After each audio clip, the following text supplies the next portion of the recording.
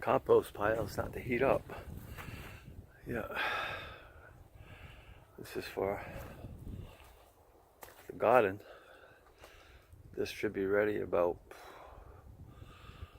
I say, around June. I should have some nice compost here. And this is the second batch. Well, actually, it's the third batch, actually. Some of it's already been put on the garden raw, and I'm letting it work into the garden.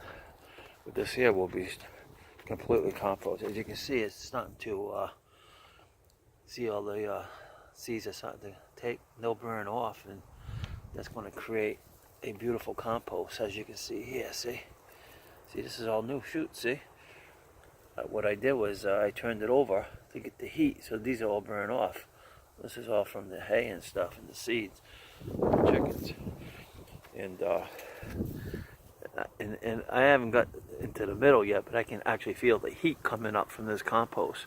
This compost will probably get up to 150, 160 degrees, and the wetter it gets, the hotter it's going to get. And then what that's going to do is that's going to burn off all the seeds and bacteria, and it's going to form a soil, and it's going to be a very, very rich compost. It's all nitrogen and from the chickens, manure, and hay, leaves, some pumpkin shells in there, and some last year's crop is in there.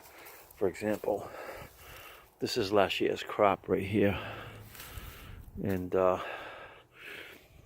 just thrown in the mix here, and that's all going to turn to compost.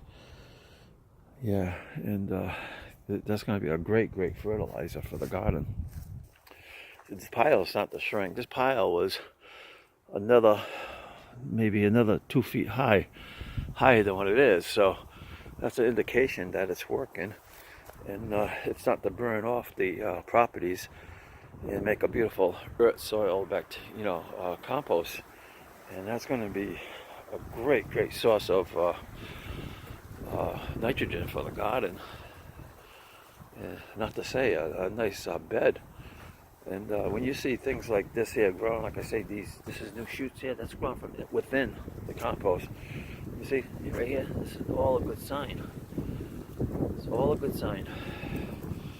There's leaves in there, everything. And as you can see, some new shoots right there. So yeah. Anyway, this is going to be a beautiful compost for our garden. And our vegetables should thrive this year. In the last 2 years in a row, we've had beautiful gardens. I couldn't ask for better gardens. Even if I had a failure, I could say I had, 3 good years. But I don't think it's going to be a failure. Not with all this nitrogen and the soil and boosting up the soils. I already dug it up, as you can see, with the snow. It's covering it. So I'm trying to stay ahead of the game so I don't get whacked all at once. I turn over the soil properties and get some oxygen in there.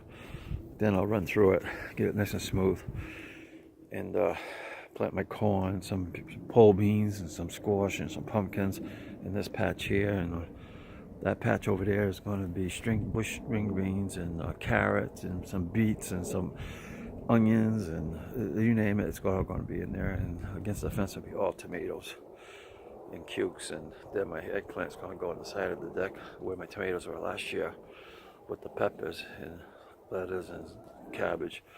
So we'll have a good assortment of vegetables this year, and we'll be able to freeze a lot for the entire winter. The corn, I'll blanch it, and we'll have corn for next Christmas and New Year's and whatever.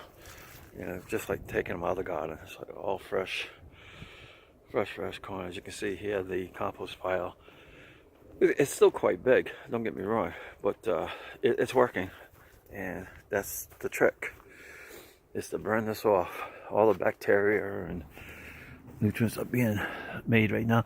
This is just the top here. I can feel the heat come up, and that's pretty amazing. But if you go inside the pile, which I will eventually, and keep an eye on it, because you don't want it to go over 160 degrees. You want to keep turning it over for oxygen, because anything under 60 degrees and over can burn all the properties, and it wouldn't be much for the garden. It would just become a soil.